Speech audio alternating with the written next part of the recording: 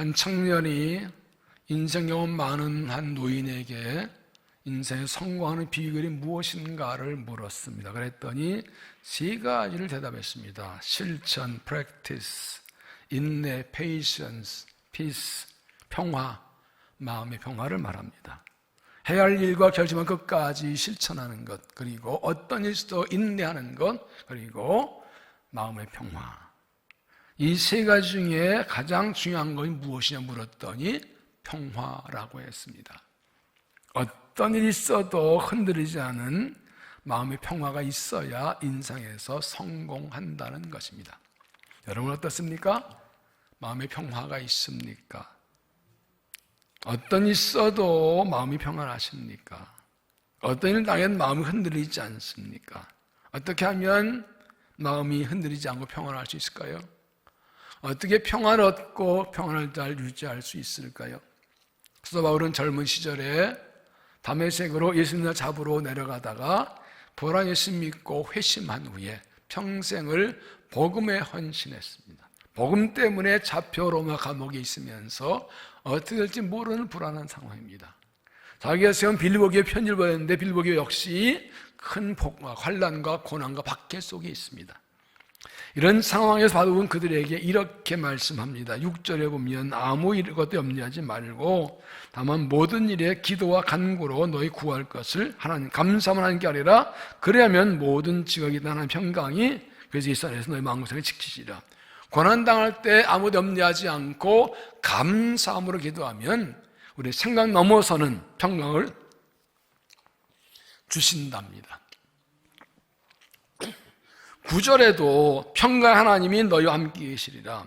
하나님 함께 계시는 것이 평강이라고. 하나님 계시면 평강이 있다는 겁니다. 하나님 평강이시기 때문입니다. 하나님이 함께 계시면 어떤 경우도 염려하거나 불안하거나 흔들리지 않습니다. 앞에 말씀드린 평화와 사도가 말하는 평강은 같은가요? 다른가요? 다릅니다. 평화, 피스는 겉으로 아무 일도 일어나지 않는 상태를 가리킵니다.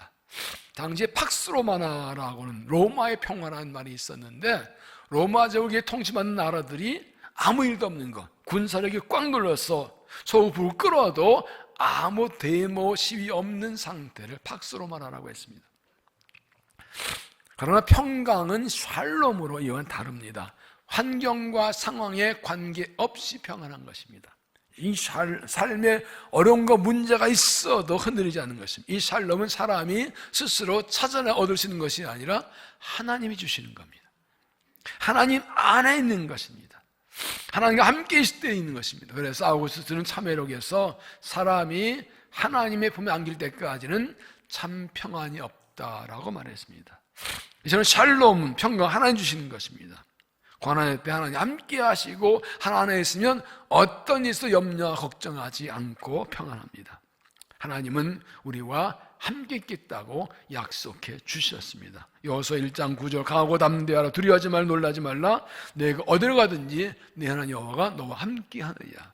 보라신도 하늘 올라가시면서 저희들에게 약속하였습니다. 마태복음 28장 20절에 볼지어다 내가 세상 끝날까지 너희 항상 함께 있으리라. 다윗도 고백하며 20편 23절 4절 내가 3년 정골대가 다닐지라도 해를 두려워하지 않는 것은 주께 나와 함께 하십니다. 주의 지팡이 막대기 나를 안위하시나이다.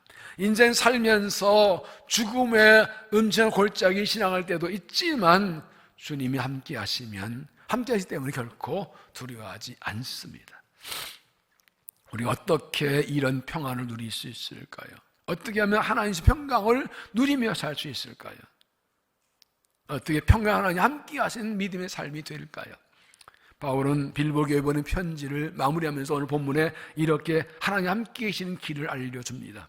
그것들 형제들아 무엇인지 참되며 무엇인지 경건하며 무엇인지 옳으며 무엇인지 정결하며 무엇인지 사랑받을 만하며 무엇인지 칭찬받을 만하며 무슨 덕이 있든지 무슨 기림이 있든지 이것들 생각하라. 너희는 내게 배우고 받고 듣고 본 바를 행하라. 그리하면 평강의 하나님이 너희와 함께 계시니라. 그리하면 이 말은 그렇게 하면이란 뜻이죠. 앞에 말씀한 그대로 하면 평강 하나님이 함께 계실 것이라. 여기에 세 가지의 동사가 나옵니다. 생각하라, 배우라, 행하라. 생각하고 배우고 행하면 평강의 하나님이 너희와 함께 계신다. 고난의 때에 무엇을 생각하고 무엇을 배우고 무엇을 행할까요? 평강의 하나님이 우리와 함께 계시려면 무엇을 생각하고 무엇을 배우고 무엇을 어떻게 행할까요? 함께 찾아보겠습니다. 먼저 첫째는 생각하라. 8절 끝들 형제들아 무엇이든지 참되면 무엇이든지 경건하며 무엇이든지 오르며 무엇이든지 정결하며 무엇이든지 사랑받을 만하며 무엇이든지 칭찬받으며 무슨 덕이 있든지 무슨 기림이 있든지 이것들을 생각하라. 이것들을 생각하라. 이 말씀은 당시 빌립보의 성도들의 이 상황을 말합니다. 그들은 하나님 믿는 그리스도이지만 삶의 현실은 사회는 이방 사회입니다. 여러 이방 종교들이 있고 이방 신들이 있습니다. 이 종교 저 종교 이 사상 저 사상, 그래서 이 사회에 수많은 사상과 가치관들이 혼재 있습니다. 종교마다 이게 옳다, 사람마다 이 사상이 옳다. 이런 가운데 그 많은 사상과 가르침들이 과연 옳은가 생각해 보라는 것입니다. 무분별하게 따라가지 말고 남들 좋다니 그런 줄 알고 하지 말고 분별하라는 것입니다. 왜 생각하라고 합니까? 사람의 생각이 그 사람의 사람됨을 보여주기 때문입니다. 잠언 23장 7절에 대적 그 마음의 생각이 어떠하면 그 위인도 그러한즉, 제 번역은 무릇 그 마음의 생각이 어떠하면 그의 사람됨도 그러하니. 그의 마음의 생각이 그의 사람됨을 보여줍니다. 그의 마음에 품은 생각이 그의 사람됨, 어떤 사람을 보여줍니다. 아무리 말을 멋있게 이쁘게 좋게 많이 해도 그 말보다 그 마음의 생각이 그의 인격이죠. 그래서 하나님은 사람의 외모를 보지 않으시고 중심 보신다고 하셨습니다. 사무엘 16장 7절 내가 보는 것은 사람과 같지 아니하니 사람은 외모를 보거니와 나 여호와는 중심을 보느니라. 겉모습이 멋있고 아름답고 외적으로 좋아도 그거 안 보신다고요. 그 중심에, 마음 중심에 어떤 생각이나 그걸 보고 사람을 판단하시겠다는 겁니다. 그리스도인은 어떤 생각을 가져야 할까요? 우리 앞에 일어나는 일들에 대해서 무엇을 생각할까요?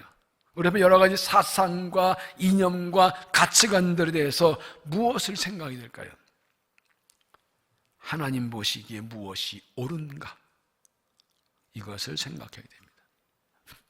그 많은 사상과 가치관, 이념들, 사회 흐름, 시대 정신 다 좋은데 이것이 결정적으로 하나님 보시기에 옳은가? 이것을 생각해야 됩니다. 하나님 보시기에 옳고 참되고 경건하고 깨끗하고 칭찬받을 만한 걸 생각해야 된다.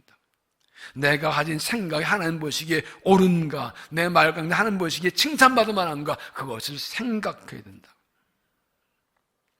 바꿔 말하면 무엇이 하나님이 기뻐하시는 것인가를 생각하라는 것입니다. 에베소 5장 10절에 주를 기쁘시게 할 것이 무엇인가 시험하여보라. 세 번째로 주님 기뻐하시는 일은 무엇인가를 분별하십시오. 무슨 일을 하든지 어떤 말을 듣든지 하나님이 기뻐하시는 게 뭔가를 생각하고 분별하라는 겁니다. 그 사상 가치관이 하나님 기뻐하시는 건지, 그 사람들의 주장하는 것과 사회 흐름과 시대 정신이 하나님 보시기에 옳은가, 하나님 기뻐하시는 가, 이걸 생각해야 된다는 거죠. 하나님 기뻐하지 않은 것은 과감히 뿌리치고, 하나님 기뻐하지 않으면 과감히 단호하게 거부하고 돌아서야 된다는 거예요. 한 가지 예를 들어봅시다. 내 자녀를 어떻게 기르는 것이 하나님의 뜻일까요? 하나님, 내 아들, 딸이 어떤 사람으로 기르기를 원하시나요? 내 아들, 딸을 하나님이 원하는 방법으로 기르고 있나요? 내 아들 하나님 기뻐하시는 사람이 되도록 기르고 있나요? 다른 사람들이 하는 대로 그냥 따라하진 않나요?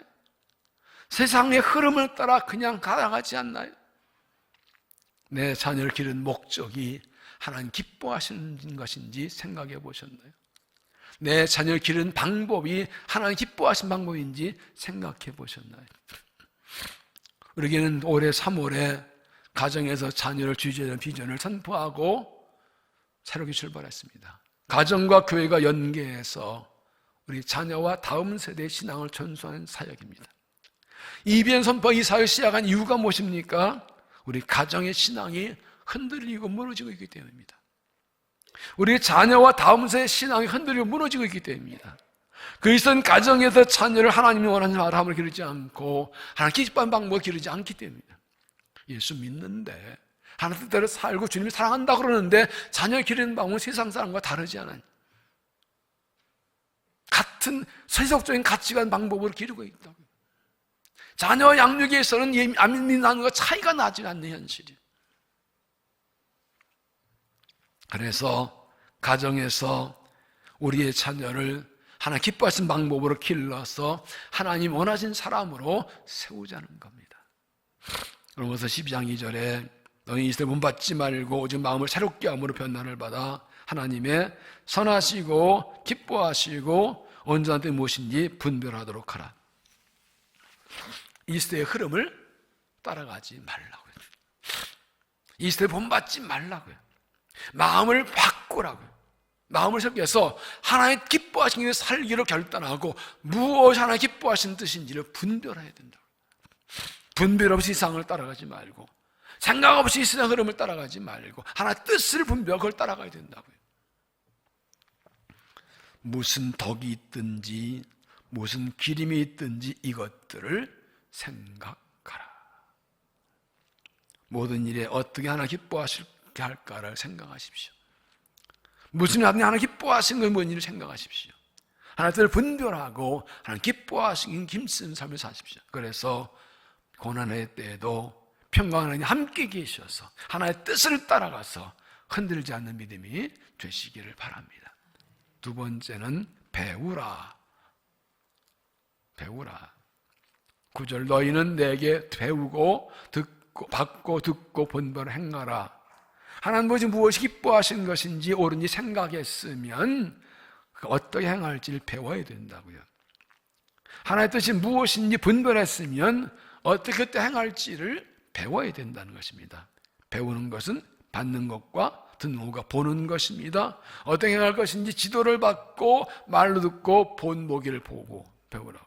사도 바울이 빌립보에는 자기에게 가르침 받고 지도받고 말씀 배우고 본을 보인 대로 행하랍니다. 이것은 생각만 하지 말고 배우라는 뜻입니다. 생각만 하고 배우지 않으면 행할 수 없다는 것입니다. 무엇이 옳은지 무엇이 참된지 무엇이 깨끗한지 무엇이 경건한지 생각하고 알았으면 하나 기쁨이 뭔지 알았으면 그들의 행하는 방법을 배워야 된다는 겁니다. 디모데후서 2장 2절을 보면 또 네가 많은 증인들 앞에서 내게 들은 바를 충분한 사람을 부탁하라. 그들이 또 다른 사람들을 가르칠 수 있으리라. 새 번역은 그대가 많은 증인들을 통하여 나에게서 들은 것을 믿는 사람들에게 전수하십시오. 그리하면 그들이 다른 사람들 또한 가르칠 수 있을 것입니다. 사도 바울에게 디모데가 배운 것을 다른 사람들에게 전해주면 그들이 또 다른 사람들을 가르칠 수 있다. 뭔가 배워야 가르칠 수 있다는 것입니다. 배우지 않은 건 가르칠 수 없다는 것입니다. 그러면 했습니다. 가르치라. 가르칠 수 없다면 배우라. 제자는 태어나는 것이 아니라 훈련으로 되는 것이다라고 합니다. 날 때부터 제자 인사 없습니다. 훈련받아야 제자가 됩니다.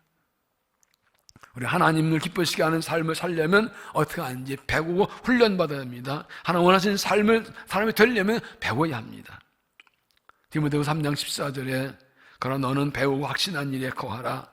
너는 네가 누구에게 배운 것을 알며 또 어려서부터 성경 알았나니 성령 능히 너로 하여금 그리스도 예수 안에 있는 믿음으로 말미암아 구원에 이르게 하는 지혜가 있느니라. 디모데는 어릴 때부터 어머니에게서 말씀을 배웠습니다. 어릴 때부터 말씀 배우고 기도를 배웠습니다. 사도 바울을 만나서 훈련받아서 사도 바울이 보고나 아들이라고 믿을 만한 하나님 사람으로 성장했습니다. 행방봉교시 2기가 이번 토요일부터 시작됩니다. 이 교육은 부모가 자녀를 어떻게 기를 것인가를 하나님 결과를 배우는 것입니다.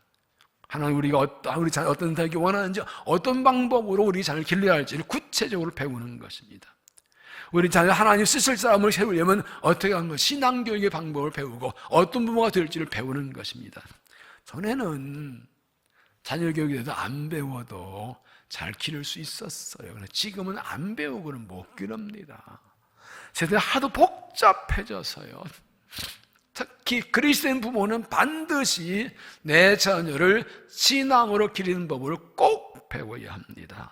세상이 너무 악해지고 타락해지고 더러워지고 있고, 세상에 하나님을 진리를 거부하고 비진리가 진리가 되고 불의가 의가 되는 타락한 문화가 정상적으로 여겨지는 이런 썩어가는 세상에 삶이 있어서 그냥 두면 우리 아들, 딸 어떻게 될지 모릅니다.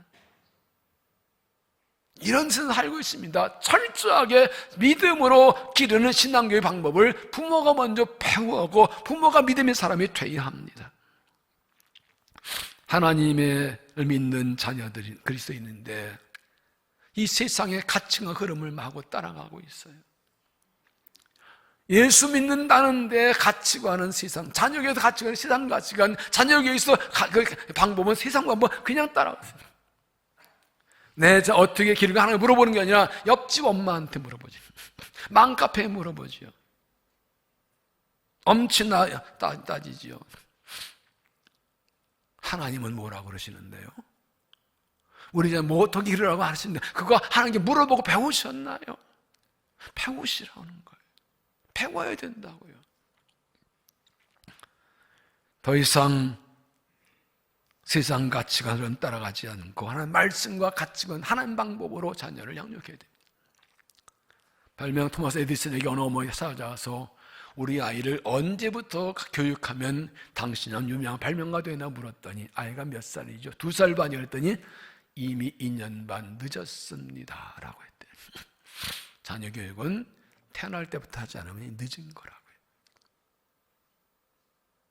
조기 교육 많이 하죠. 그래야지요. 아니 임신할 때 임신 전부터 해야지요.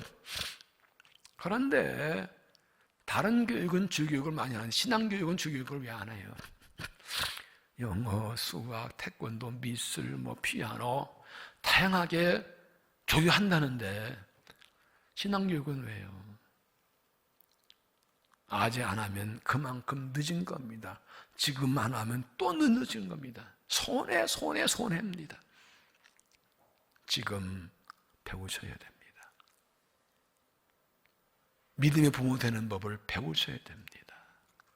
자녀 신앙교육을 지금 배우셔야 됩니다. 지금 하고 미뤄두면 그만큼 늦어 손해입니다. 지금은 우리가 배워야 할 때입니다.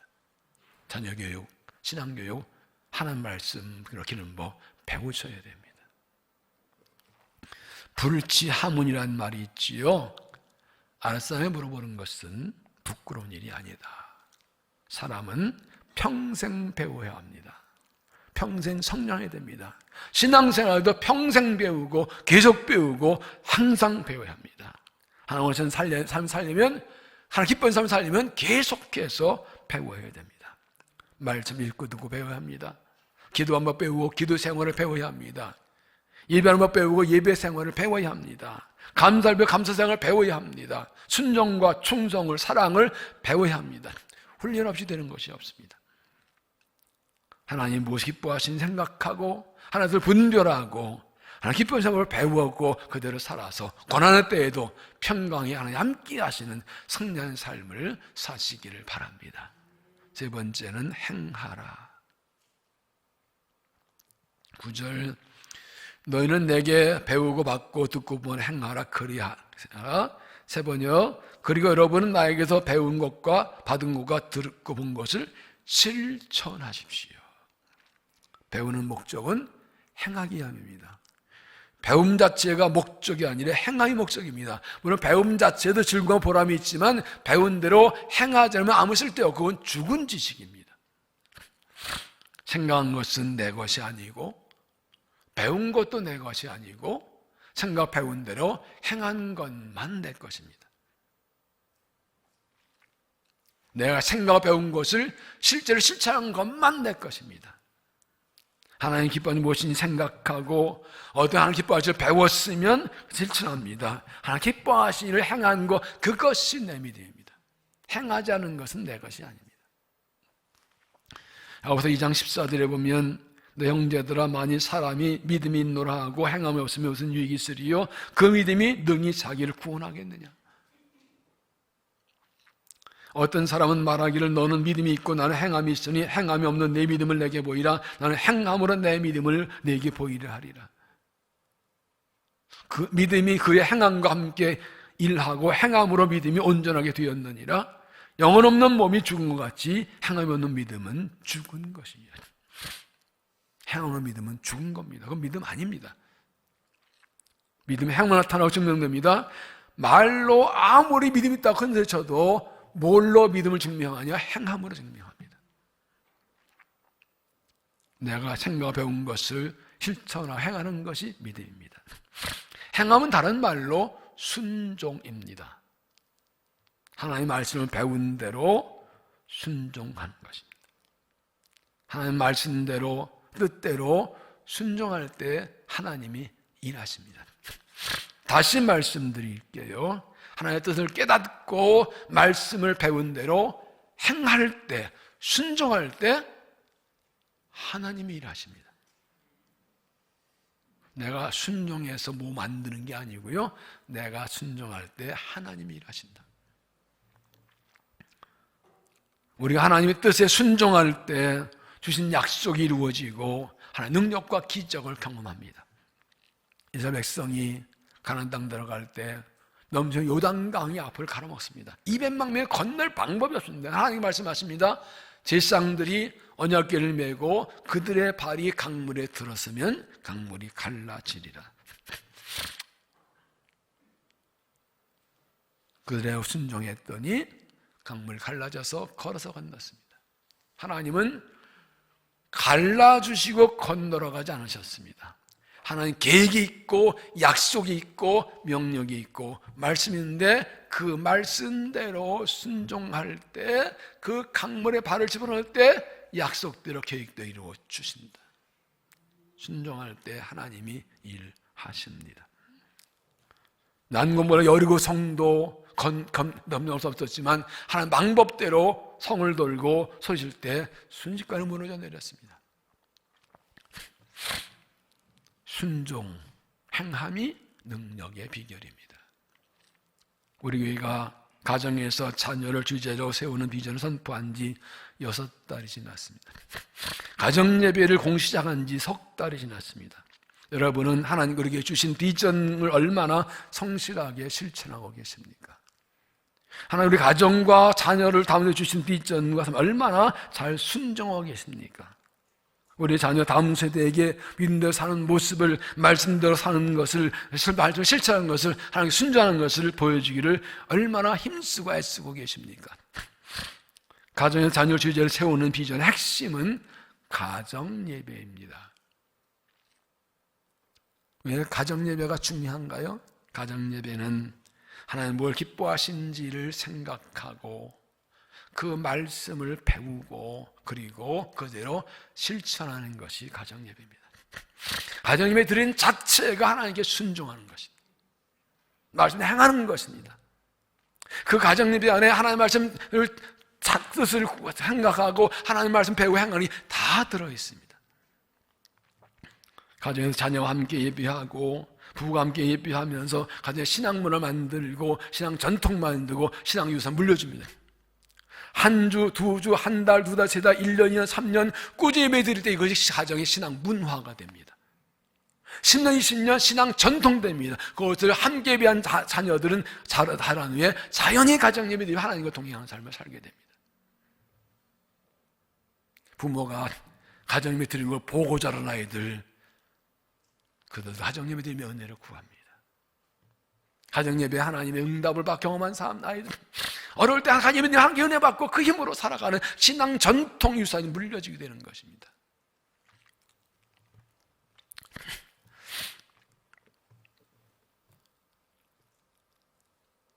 윌리엄 댄포스는 말하기를 무언가 행하기 시작하지 않으면 계획은 인쇄된 종이만큼도 가치가 없다 그랬어요. 무언가 행하기 시작하지 않으면 계획은 인쇄된 종이만큼 가치 없다. 공이 수십 페이지에 빽빽하게 계획을 다 세웠다 해도 실천하지 않으면 그건 종이짝만큼 가치 없다. 괜히 종이만 버렸지. 아무것도 안 썼으면 딴 데라도 쓰지. 다 적어놓으면 어디다 쓸 거야 그 종이를. 많은 것을 생각하고 많은 것을 배우고 많은 걸 준비했어도 행하지 않으면 아무것도 아닙니다. 내가 생각하고 배운 것을 한 가지라도 행할 때 가치가 열매가 있습니다. 단 한 가지를 생각하고 단 한 가지를 배우고 단 한 가지를 실천하면 그것 때문에 변화가 일어나고 성숙이 일어나고 열매가 축복이 일어납니다. 그래서 성경은 성령의 감화를 소멸하지 말라고 하죠.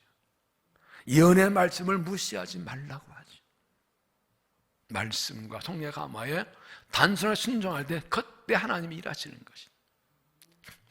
내가 순종하지 않으면 아무 일도 일어나지 않습니다. 내가 행하지 않으면 하나님은 아무것도 하실 수가 없습니다. 하나님 기뻐하시는 것이 무엇인지 생각하고 분별하고 어떻게 하나님 기뻐하시기를 배우고 배운 것을 즉시 행하고 실천하십시오. 그럼 하나님께서 일하셔서 열매 있게 하시고 변화되게 하십니다. 믿음이 자라고 삶이 달라지고 가정이 변하고 자녀가 변하게 해주십니다. 고난의 때에 말씀대로 실천하고 순종해서 하나님 기쁘게 해서 평안에 항상 함께 하셔서 흔들리지 않고 승리하는 믿음이 되시기를 바랍니다. 신재용 씨의 쓰러진 김에 엎드려 하나님 만났다는 책이 있습니다. 제목 자체가 감동이에요. 쓰러진 김에 엎드려 하나님 만나십시오. 여러분들 그런 경험 간증이 넘치기 바랍니다. 그 책에 이런 내용이 나옵니다. 기도하면 문제에서 자유롭게 되고 평안해져야 좋은 믿음이라 생각했다. 그런데 기도해도 평안은 잠시뿐이었다. 문제가 해결되지 않는 이상 아무리 기도해도 안 편할 것 같았다. 그래서 이게 무슨 믿음인가? 난 정말 믿음이 없구나라고 생각했다. 공감이 되시죠? 그런데 진짜 믿음은 문제 해결이 안 되고 평안하지 않아도 하나님을 떠나지 않고 하나님께 꼭 붙어서 하나님 믿고 말씀대로 사는 것이다. 우리의 삶을 구원하는 것은 평안함이 아니라 하나님이시기 때문이다. 열심히 예배해도 고난이 여전할 수 있다. 말씀대로 하나도 상황이 바뀌지 않을 수 있다. 아무리 기도해도 평안이지 않을 수 있다. 그거 삶이 그렇다. 그게 삶이다. 그런 삶에서 하나님과 함께하는 것 자체가 가장 의미 있고 가치 있는 삶이다. 진짜 믿음은 평안함과 함께 사는 것이 아니라 하나님과 함께 사는 것이다. 믿음은 하나님과 함께 사는 겁니다. 신앙생활 함께 살아가는 것입니다. 하나님 평안하기 때문에 그분이 함께 계신 것 자체가 평안입니다. 고난의 때 평안에 함께 하시며 어떤 일이라도 흔들거나 낭망절망하지 않습니다. 어떻게 하면 하나님 함께 계신 삶을 살까요? 고난의 때 생각하십시오. 이 시대의 흐름과 사상을, 가치관을 생각 없이 그냥 따라가지 말고 분별시 받아들이지 말고 하나님 무엇을 기뻐하실 것인가 생각하고 분별하십시오. 어디 하나님 기뻐하실지 하게 할지를 생각하십시오. 고난의 때에 배우십시오. 하나님 기뻐하는 무엇인지 듣고 배우십시오. 어떻게 하나님 기뻐하시는지 방법을 배우십시오. 어떻게 고난 믿음을 지킬 것인지, 믿음을 증명할 것인지, 어떻게 내 잘 믿음을 기를 것인지 배우십시오. 고난의 때에 행하십시오. 생각한 대로 배운 대로 행하십시오. 듣고 보고 배운 대로 실천하십시오. 하나님의 뜻대로 순종하십시오. 내가 행한 것이 나의 믿음입니다. 하나님 기뻐하시면 행하고 하나님 기뻐하시면 즉시 행하고 하나님 뜻이면 즉시 순종하십시오. 너희는 내게 배우고 받고 듣고 본 바를 행하라. 그리하면 평안한 하나님이 너희와 함께 계시리라. 고난의 때는 하나님을 생각할 때입니다. 고난의 때는 하나님께 배울 때입니다. 고난의 때는 하나님의 뜻대로 행할 때입니다. 고난의 때 하나님 생각하고 하나님의 말씀을 배우고 하나님의 뜻대로 행하면 평안한 하나님이 나와 함께 하십니다. 고난의 때에 내 생각이나 지식 경험 따라가지 말고 세상 그런 문화에 따라가지 말고 이 시대에 못 맞지 말고 생각하고 배우고 들은 대로 행하면 하나님이 함께 하셔서 평강과 승리를 주십니다. 고난의 때에 생각하고 배우고 행해서 평안과 함께 하셔서 평안하고 날마다 승리한 믿음 되시기를 주의 이름으로 축원합니다. 기도하겠습니다. 우리가 항상 함께 하시는 하나님을 찬양하며 경배합니다. 우리는 하나님을 떠나지 않고 하나님과 함께 고난의 때를 걸어가며 승리하게 하여 주옵소서. 하나님의 뜻을 생각합니다. 가르쳐 주옵소서. 어떻게 하나님을 기쁘게 할지 배우게 하여 주옵소서. 하나님의 뜻대로 행할 때 승리하며 살아가서 하나님을 찬양하도록 은혜 베풀어 주시옵소서. 예수님 이름으로 기도하옵나이다. 아멘.